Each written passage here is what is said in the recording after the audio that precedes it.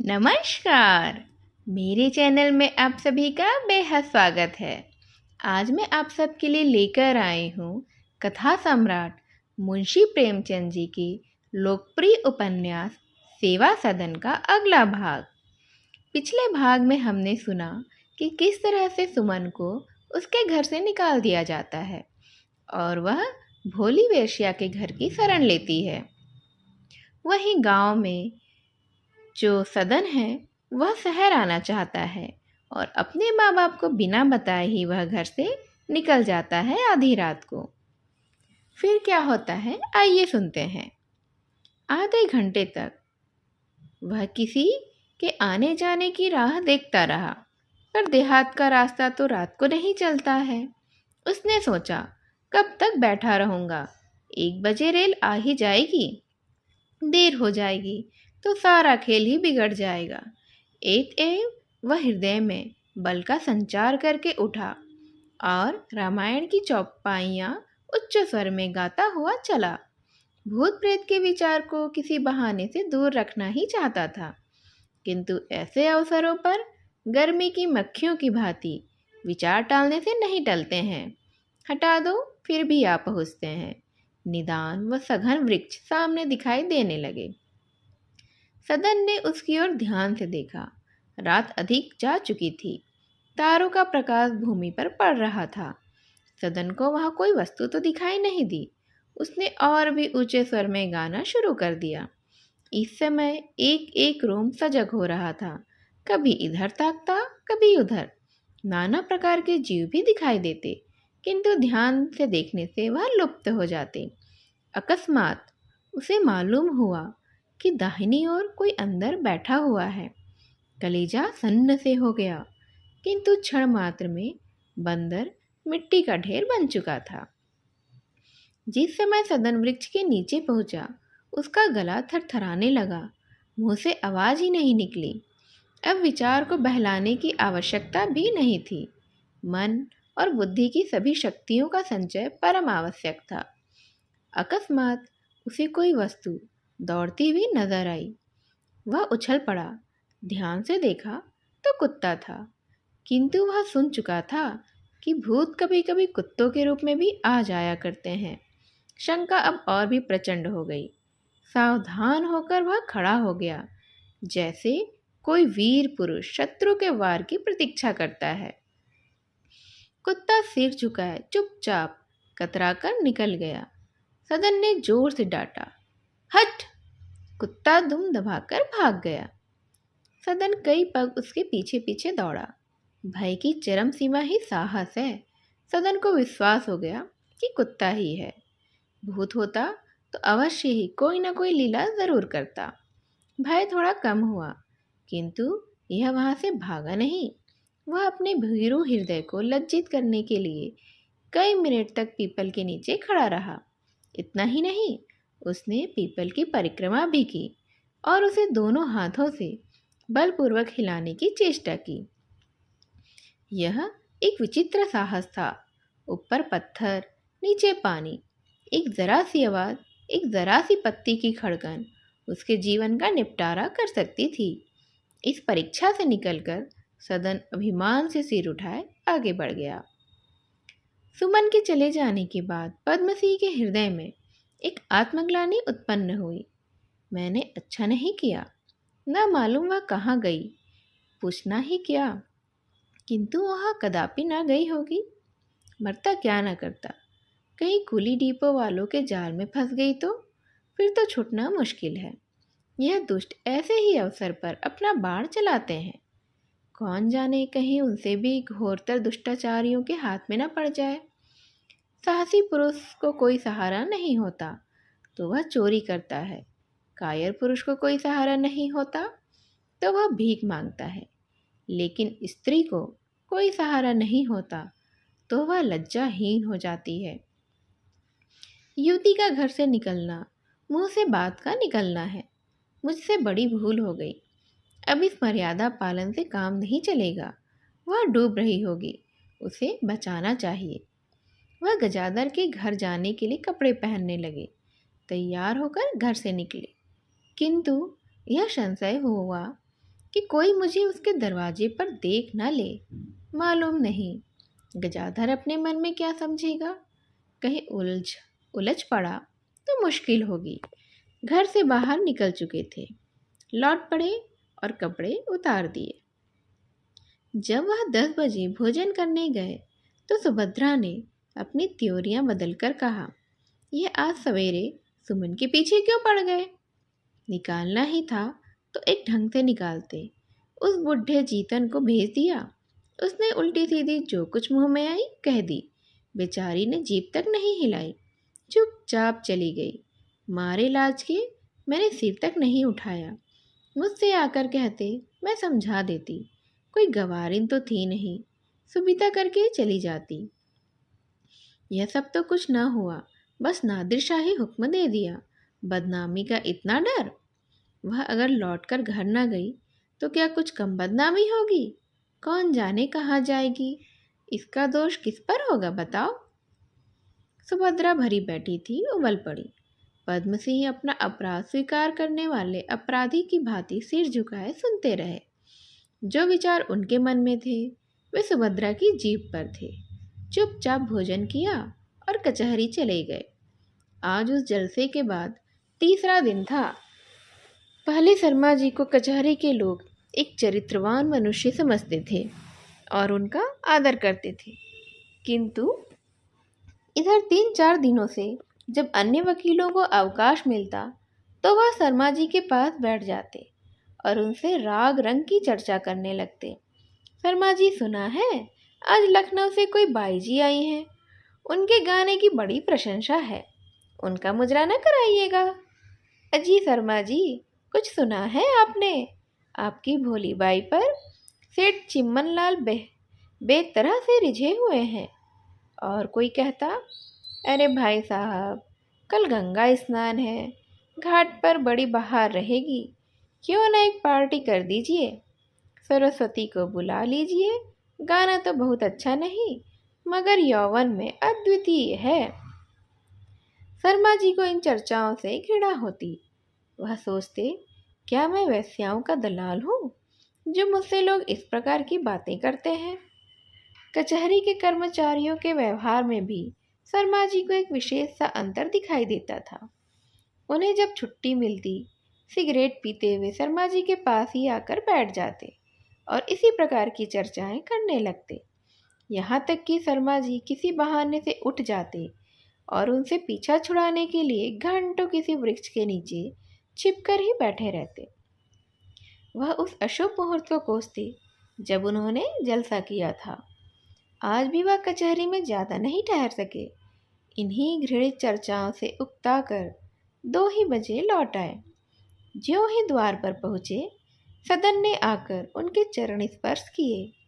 शर्मा जी आश्चर्य से बोले, अरे सदन, तुम कब आए? सदन, इसी गाड़ी से आया हूँ। पद्म सिंह, घर पर तो सब कुशल है ना? सदन, जी हाँ, सब अच्छी तरह से हैं। पद्म सिंह, कब चले थे? इसी 1 बजे वाली गाड़ी से आए हो?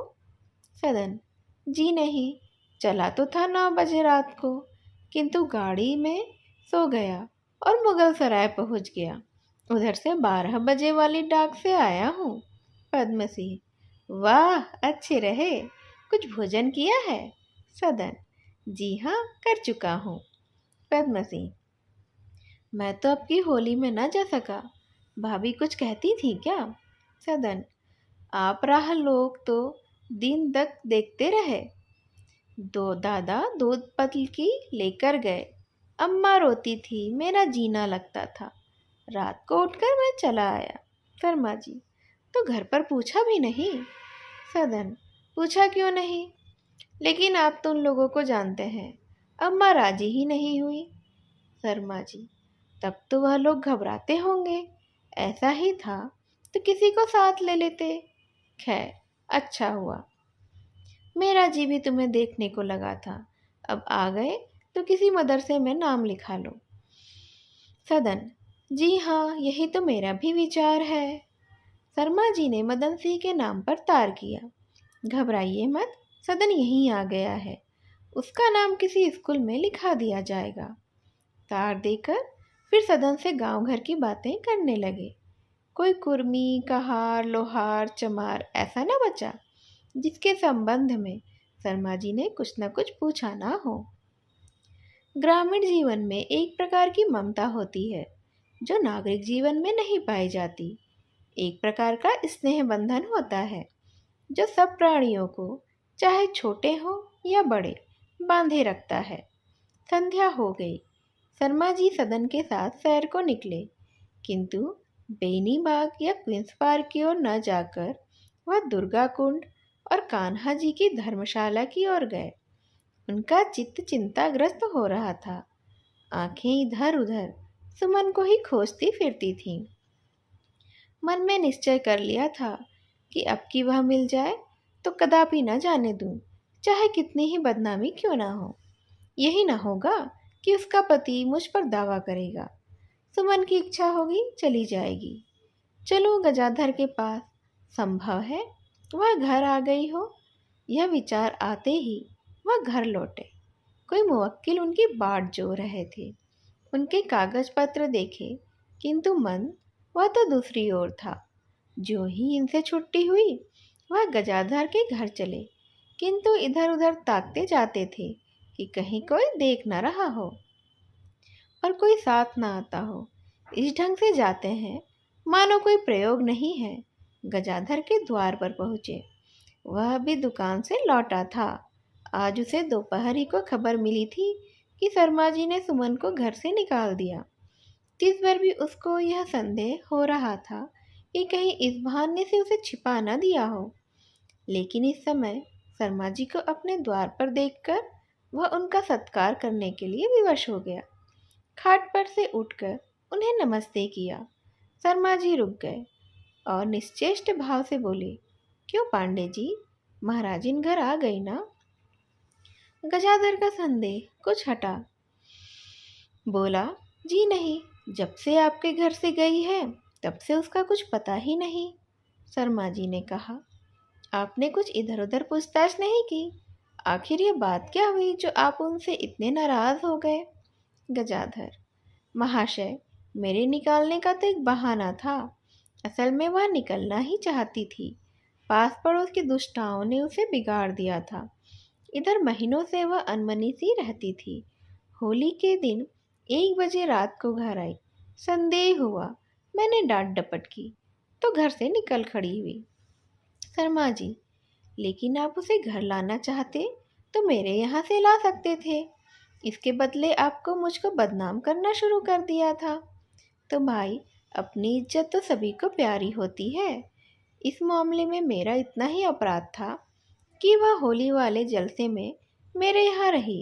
यदि मुझे मालूम होता कि जलसे का यह परिणाम होगा तो या तो जलसा ही ना करता या उसे अपने घर ना आने देता। इतने ही अपराध के लिए आपने सारे शहर में मेरा नाम बेच डाला। गजाधर रोने लगा। उसके मन का भ्रम दूर हो गया। रोते हुए बोला, महाशय, इस अपराध के लिए मुझे जो सजा चाहे वह दे दें। मैं गंवार और मूर्ख ठहरा। जिसने जो बात सुझा दी मैं मान गया।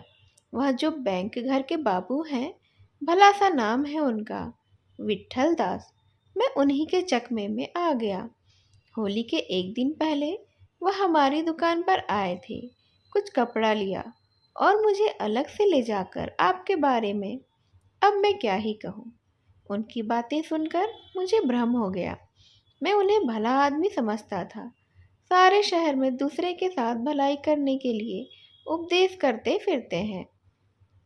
ऐसा धर्मात्मा आदमी कोई बात कहता है तो उस पर विश्वास तो आ ही जाता है। मालूम नहीं उन्हें आपसे क्या बैर था।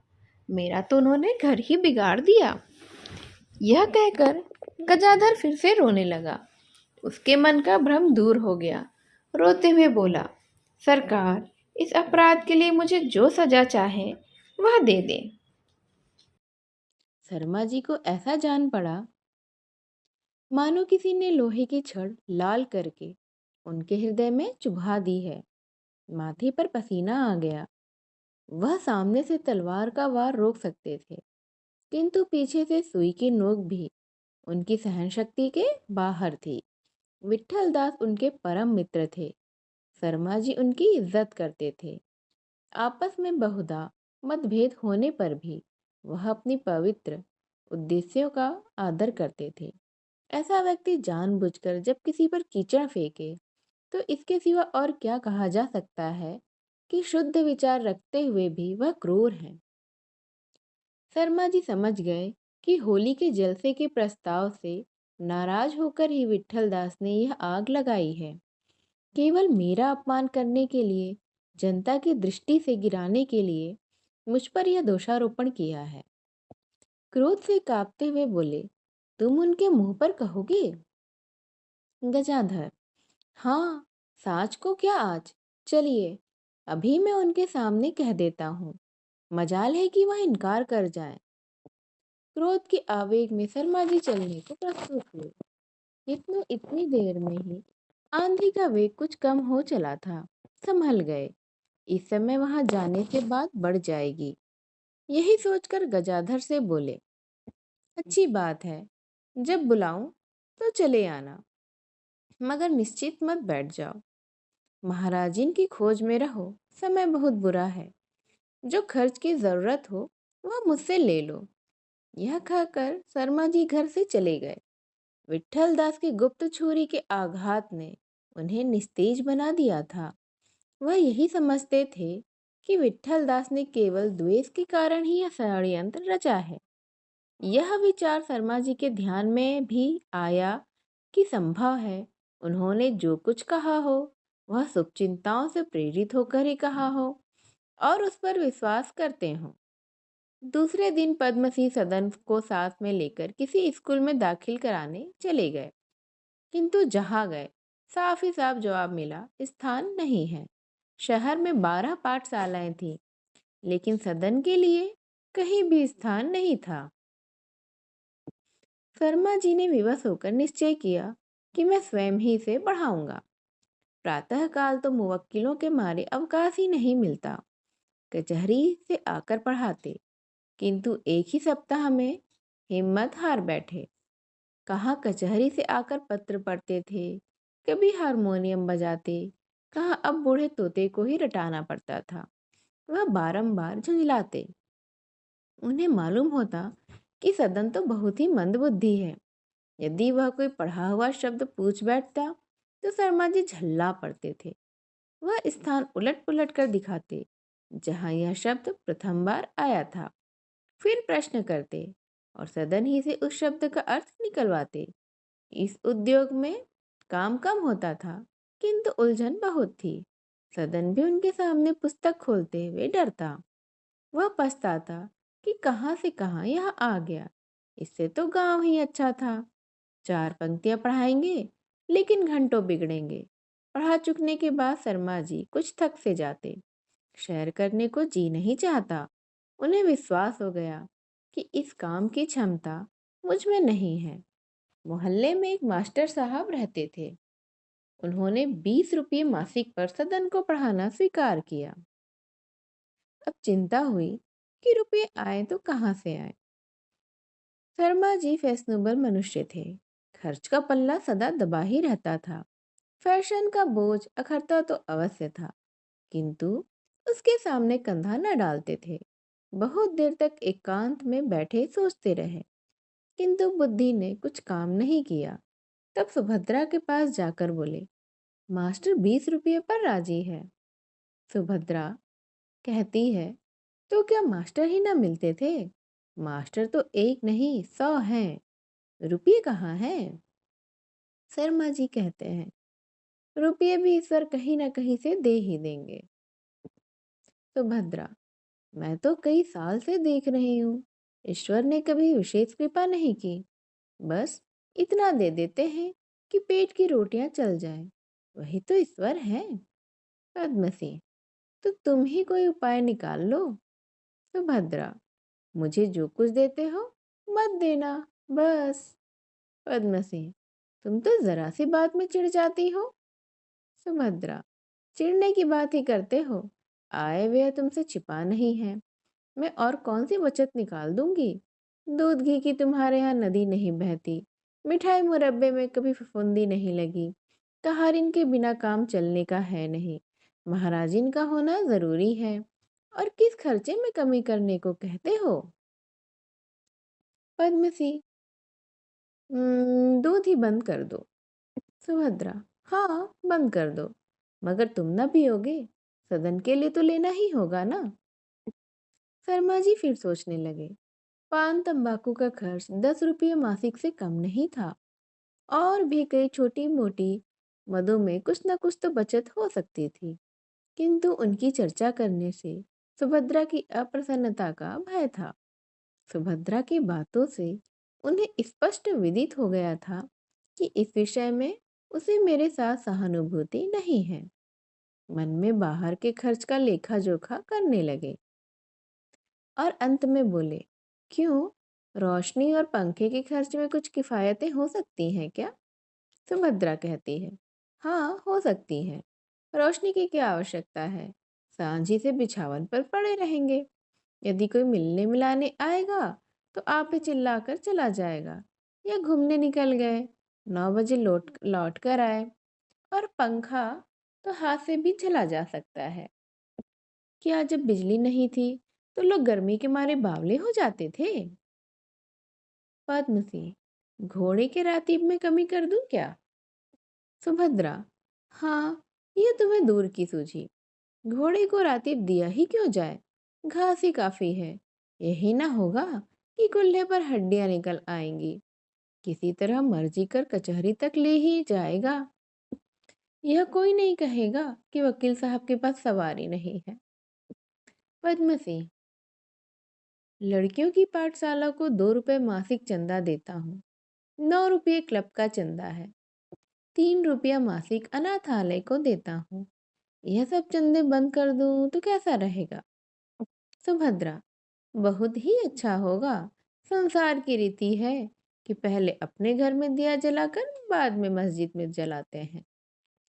शर्मा जी सुभद्रा की व्यंगपूर्ण बातों को सुन सुनकर मन में झुंझला रहे थे, पर धीरज के साथ बोले, इस तरह कोई 15 रुपये मासिक तो मैं दे दूंगा। शेष 5 रुपये का बोझ तुम्हारे ऊपर है। मैं हिसाब किताब नहीं पूछता, किसी तरह संख्या पूरी कर दो। सुभद्रा ने कहा, हाँ हो जाएगा, कुछ कठिन नहीं है। भोजन एक ही समय बने, दोनों समय बनने की क्या जरूरत है? संसार में करोड़ों मनुष्य एक ही समय खाते हैं, किंतु बीमार या दुबले नहीं होते हैं। शर्मा जी अधीर हो गए। घर की लड़ाई से उनका हृदय कांपता था, पर यह चोट ना सही गई।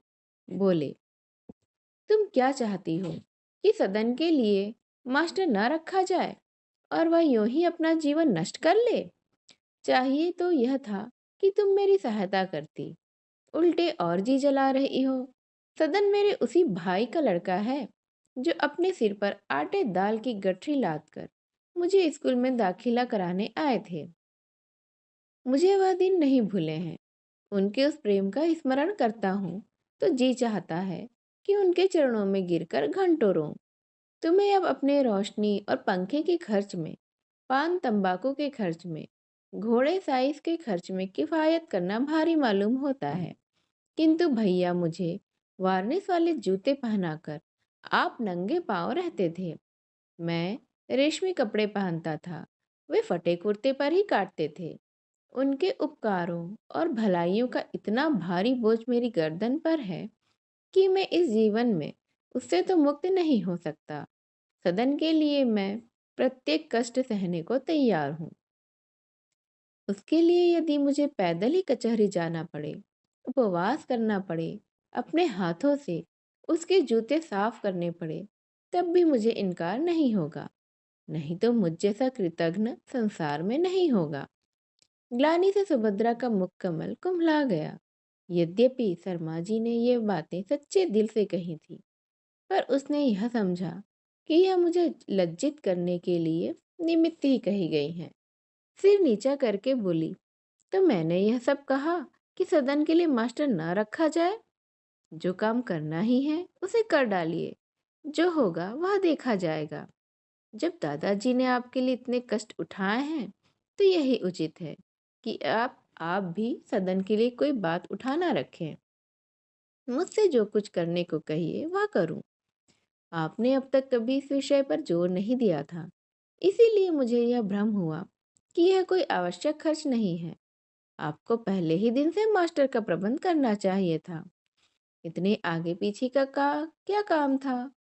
अब तक तो वह थोड़ा बहुत पढ़ भी चुका होता।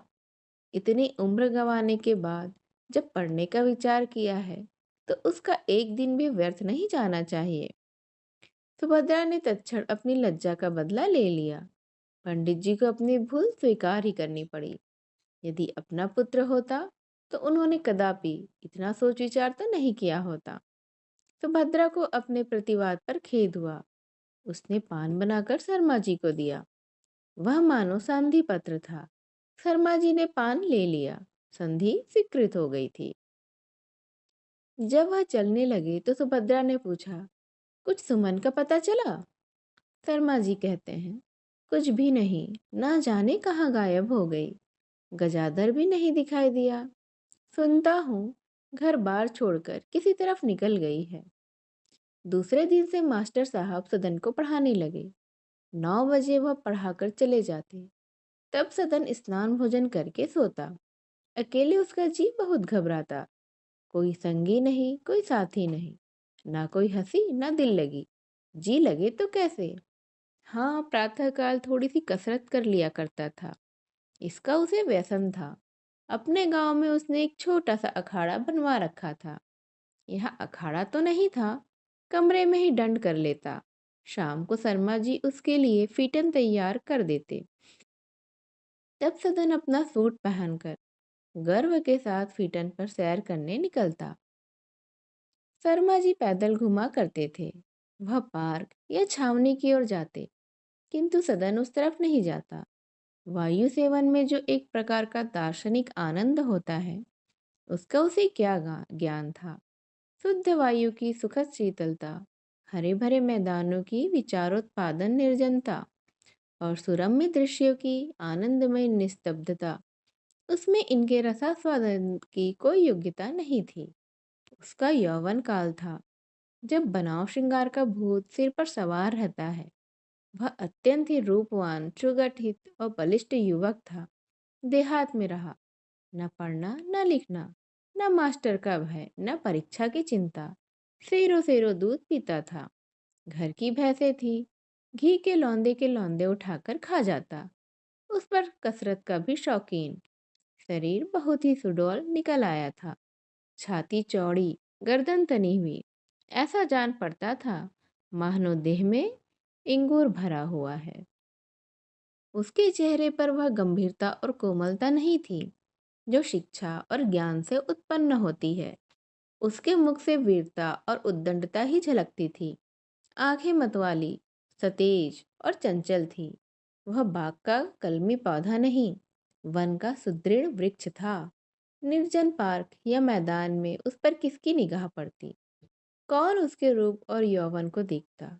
इसलिए वह कभी दाल मंडी की तरफ जाता, कभी चौक की तरफ जाता। उसके रंग रूप ठाट बाट पर बूढ़े जवान सबकी आंखें उठ जाती। युवक उसे ईर्ष्या से देखते थे और बूढ़े स्नेह से। लोग राह चलते चलते उसे एक आंख देखने के लिए ठिठक ही जाते।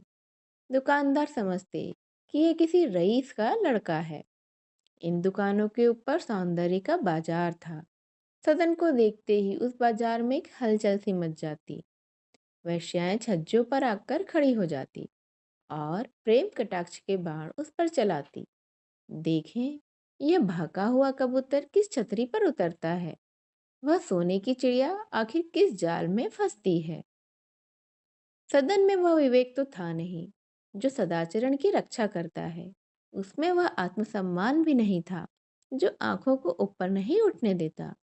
उसकी फीटन बाजार में बहुत धीरे धीरे चलती। सदन की आंखें उन्हीं रमणियों की ओर ही लगी रहती। यौवन के पूर्व काल में हम अपनी कुवासनाओं के प्रदर्शन पर ही गर्व करते हैं, उत्तर काल में अपने सद्गुणों के प्रदर्शन पर। सदन अपने को रसिया दिखाना चाहता था, प्रेम से अधिक बदनामी का आकांक्षी था। इस समय यदि उसका कोई अभिन्न मित्र होता तो सदन उससे अपने कल्पित दुष्प्रेम की विस्तृत कथाओं का वर्णन करता।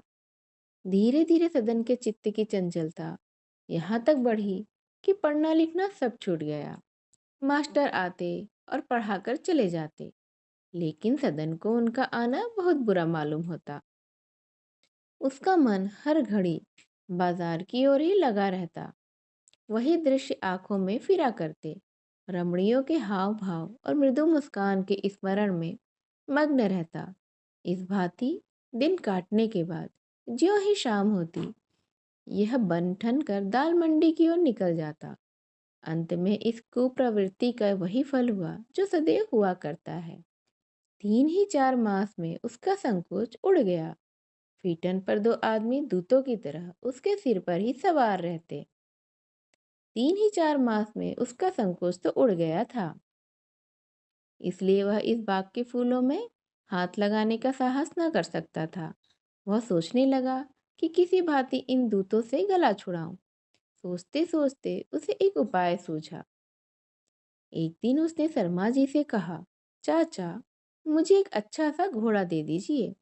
फीटन पर अपाहिजों की तरह बैठे रहना कुछ अच्छा नहीं मालूम होता।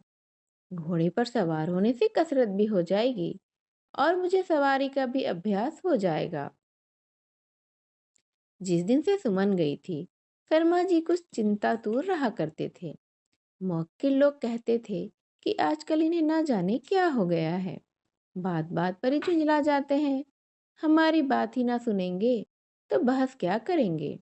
जब हमको मेहनताना ही देना है तो क्या यही एक वकील है। गली गली तो मारे मारे फिरते रहते हैं सारे वकील। इससे शर्मा जी की आमदनी दिन प्रतिदिन कम होती जाती थी।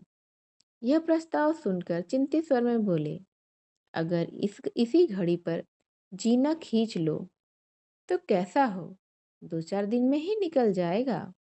सदन, जी नहीं, यह घोड़ा बहुत ही दुर्बल है, सवारी में न ठहरेगा। कोई चाल भी तो नहीं, न कदम है न सरपट। कचहरी से थका मांदा आएगा तो क्या ही चलेगा। शर्मा जी कहते हैं, अच्छा, मैं तलाश करूंगा, कोई जानवर मिला तो उसे ले लूंगा। शर्मा जी ने चाहा कि इस तरह से वह बात को टाल दें। मामूली घोड़ा भी 250-300 से कम में नहीं मिलेगा। उस पर कम से कम 25 रुपये मासिक का खर्च अलग से आएगा। इस समय वह इतना खर्च उठाने में समर्थ नहीं थे, किंतु सदन कब मानने वाला था। नित्य प्रति ही उनसे तकाजा करता। यहाँ तक कि दिन में कई बार टोकने की नौबत आ पहुंची। शर्मा जी उसकी सूरत चुप हो जाता, लेकिन अपनी चिंताओं में राम कहानी सुनाकर वह उसे कष्ट में नहीं डालना चाहते थे। सदन ने अपने दोनों साइसों से कह रखा था कि कहीं घोड़ा बिकाऊ हो तो हमें कहना।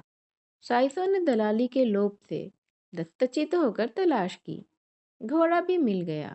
डिगवी नाम के एक साहब विलायत जा रहे थे, उनका ही घोड़ा बिकने वाला था।